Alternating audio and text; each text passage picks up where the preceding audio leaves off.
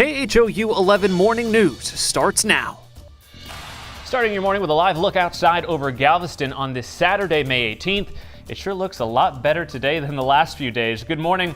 And thanks for waking up with us. I'm Marcelino Benito here with meteorologist Chris Ramirez. Chris, so many people out there, myself included, you as well, still without power this morning. That means no AC, and unfortunately things are heating up today. Walk us through it. Yes, of course, those clouds expected to clear out as we head towards the noon hour. So as we go throughout the rest of our day, we are going to see those temperatures warm up into the upper 80s and eventually topping out in the lower 90s. And that's around 4 p.m. So as you look at our hour by hour planner, we are expecting those clouds to eventually taper off as we get closer towards the noon hour, but we will see those feels like temps when you factor in the humidity feeling like 95 degrees with mostly sunny skies. Winds really not all that strong today. It's going to be quite light, so it's really not going to help that humidity as we go into those afternoon hours. But we're starting off this morning with a dense fog advisory for all of southeast Texas. We're dealing with some visibility issues across the area, a quarter mile or less across Harris County, especially out in Galveston are dealing with clear skies, but our inland areas are dealing with that fog, and you're able to see that out of our live camera here from the top of the KHOU 11 studio.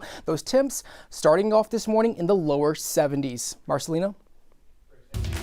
New this morning, the National Weather Service has released an official report on the tornadoes that hit our area on Thursday. A confirmed EF1 tornado hit Waller County, and it reached 100-mile-per-hour winds. Also in Cypress, an EF1 tornado hit as well. That one touching down about half a mile away from my home. It reached 110 miles per hour winds. And this morning, hundreds of thousands of people are waking up in the dark. Right now, PowerOutage.us says more than 530,000 Houstonians are still without power. That alone difficult on hundreds of thousands of folks this morning. And now to make matters worse, we're expecting temps to really heat up today, and that could seriously hurt so many families without AC. Ugochi Iloka is live in the Heights area that saw major damage. Ugochi, how can folks stay safe today? Hey, Marcelino. Right now, city officials say they have a total of 5 cooling stations open today for people still stuck in their homes without electricity. We are live up on Memorial Heights Drive and Terrace Hills, where a lot of people here are still dealing with some storm damage. You can see right behind me the aftermath, as well as power outages. And we do understand that is a big concern with extreme heat on the way. So take a look at your screen. This is what folks can do right now. They can check out the available cooling centers that the city of Houston has at Kingwood, Acres Home, Woodlands Community Center. Again, this is not just the city of Houston, but other areas as well. Community Center on Parkview Street, Metropolitan Service Center, and Sunnyside. Kingwood and Woodlands open in just 1 hour at 10 a.m.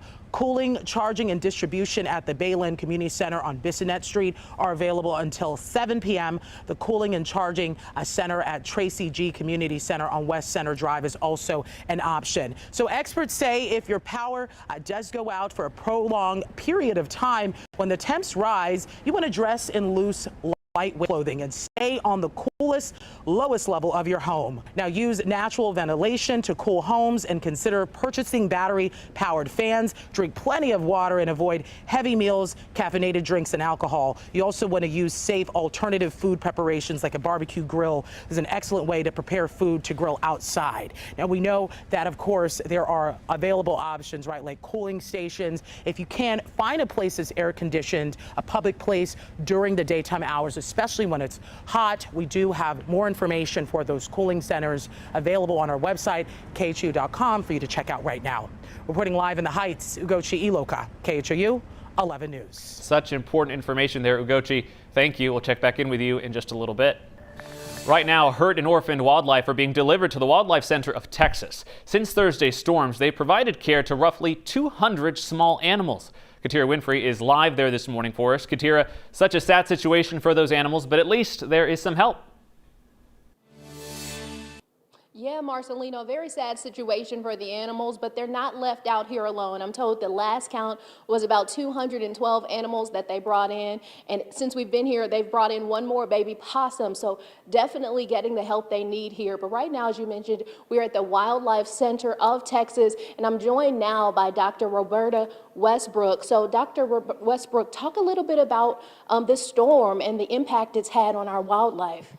You know, whenever there is a storm, what we are concerned about is trees falling over and nests that are falling out of those trees. And those nests contain baby animals, baby squirrels, baby birds, and they oftentimes suffer injuries.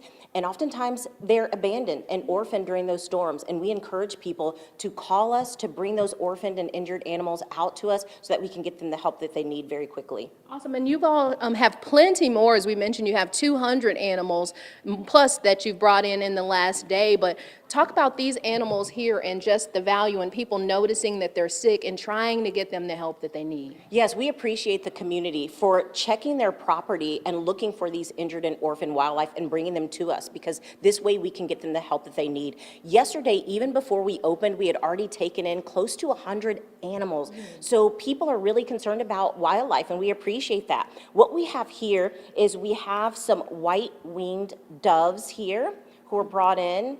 We have a gray squirrel, 2 swamp rabbits, and a yellow-crowned night heron.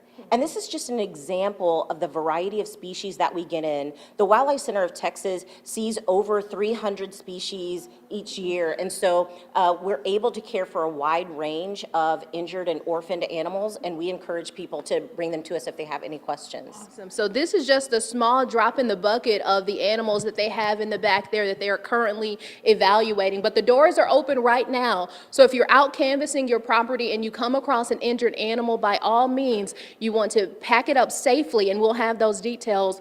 You want to make sure you isolate them in a box, give them something warm, and then you bring them in here to get them the help that they'll need. But we'll see you again in about 30 minutes. We're now reporting live, Katira Winfrey, KHOU 11 News. Dr. Westbrook and her staff doing such important work there. Katira, thanks so much. We will see you in a bit. Right now, if you're without power or have experienced any storm damage, you may be starting the cleanup process today. This can be dangerous, so the Harris County Precinct 4's Constable's Office is sharing some safety tips. First, wear protective clothing like long sleeves and pants, work gloves, face coverings, and work boots. Always work with someone else, and children should not help. For general safety, do not touch or go near downed power lines. Also, call 311 to report debris or downed trees. And finally, take photos and contact your insurance company to document any of the damage. This morning, if you have storm damage in your neighborhood, you may need a contractor. Our consumer investigative reporter, Grace White, has tips on how to pick a legitimate one.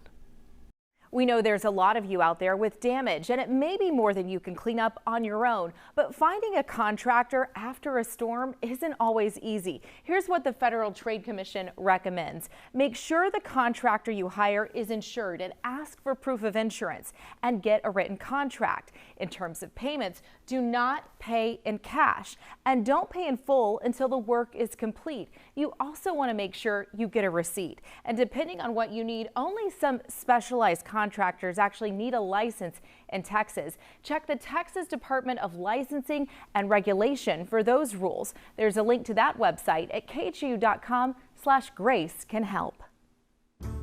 Grace, thank you. And right now, you can help those affected by the storms and floods in Texas. Your donation enables the Red Cross to help people recover from these disasters. To make a donation, it's simple. Just point your phone's camera to the QR code there on your screen. Thank you in advance for standing for Houston. We're also learning HISD will brief the public on the status of its schools after the storm, and we will carry that press conference with Superintendent Mike Miles on KHOU.com at 11 a.m.